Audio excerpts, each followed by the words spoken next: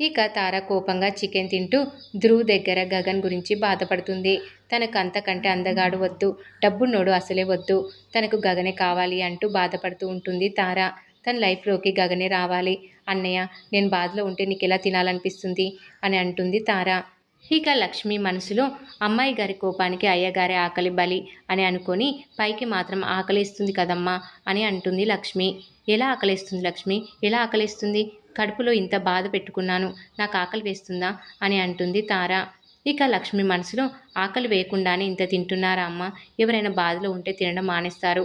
మా అమ్మగారు మాత్రం పక్కనోళ్ళను పస్తు పెడుతూ ఈవిడ మాత్రం ఫుల్లుగా మెక్కుతారు అని అనుకుంటూ ఉంటుంది లక్ష్మి.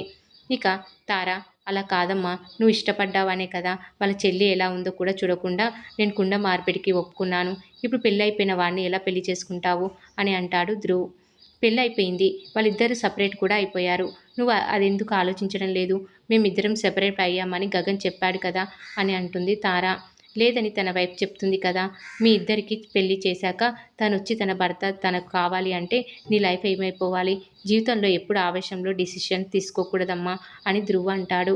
అవన్నీ నేను చూసుకుంటానన్నయ్య, తను నాతో ఉంటే చాలు. తనకి తన భార్యకు ఏ సంబంధం లేదంటున్నాడు కదా గగన్, అది చాలన్నయ్య అని అంటుంది తార. ఆ ఒక్క మాటని నమ్మి పెళ్ళి ఎలా చేయమంటావు? పోనీ వాళ్ళిద్దరూ డైవర్స్ తీసుకొని ఉంటే ఓకే అనేయచ్చు. పోనీ అది కూడా లేదు కదమ్మా అని అంటాడు ధ్రువ్. పోనీ ఇప్పుడు ఇచ్చేయమందాము. అవునన్నయ్య, ఆ డైవర్స్ ఏవో ఇచ్చేయమని గగన్కి చెప్పుదామన్నయ్య అని అంటుంది తార. ఆర్ యూ ష్యూర్ అని అంటాడు ధ్రువ్. నాకు గగన్ కావాలి, వాళ్ళ చెల్లికి నువ్వు కావాలి. కాల్ చేసి చెప్పన్నయ్య, తనకి ఫోన్ చేసి ఇప్పుడే చెప్పన్నయ్య అనగానే ధ్రువ్ సరే అంటూ గగన్కి కాల్ చేస్తాడు. గగన్ కాల్ లిఫ్ట్ చేస్తాడు. చెప్పండి ధ్రువ్ అని అంటాడు గగన్. గగన్, ఒకసారి మీరు మా ఇంటికి వస్తారా అని అంటాడు ధ్రువ్. తప్పకుండా వస్తాను అని అంటాడు Gagan. Okay, I am waiting for you. Gagan వస్తున్నారంట అని అంటాడు తారతో. ప్రాబ్లం సాల్వ్, ఇక తిను అన్నయ్య అంటూ తార నవ్వుతూ భోజనం చేస్తుంది. ధ్రువ్ కూడా భోజనం చేస్తుంటాడు. మరోవైపు గగన్ దగ్గరికి భూమి వెళ్తుంది.